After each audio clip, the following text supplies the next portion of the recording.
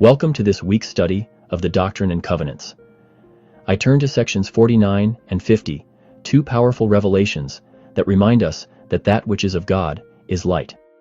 The Lord, our Good Shepherd, lovingly guides us away from confusion and false spirits and toward truth, clarity, and divine light.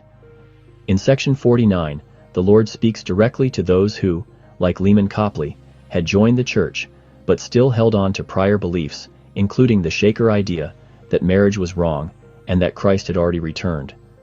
The Lord gently corrected these misunderstandings. In verses 15 to 17, he reaffirms that marriage is ordained of God and that it is essential to his eternal plan.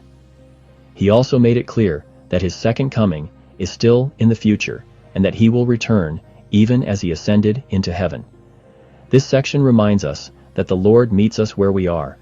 He teaches truth line upon line, and calls us to let go of error, no matter how sincerely held. In section 50, the early saints were eager to receive spiritual experiences, but not all spirits were from God. In verse 2, the Lord warns, "There are many spirits which are false spirits." The Lord teaches how to discern truth from deception. Verses 23 to 25 give us a key: that which doth not edify is not of God. If something brings light, peace, and understanding, it's from him.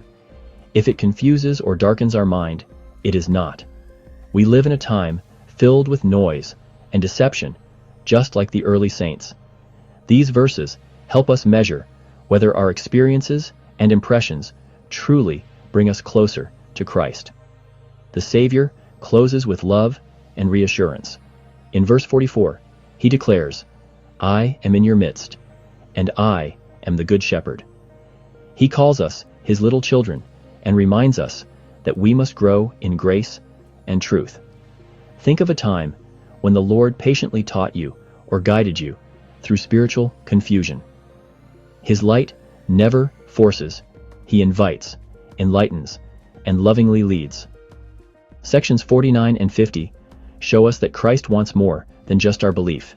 He wants to replace confusion with truth, error with clarity, and darkness with light. Let's continue to seek truth through him and share his light with others. May we follow the Good Shepherd with faith, trusting that as we receive his truth and walk in his light, darkness will flee, and we will grow in grace and in the knowledge of God.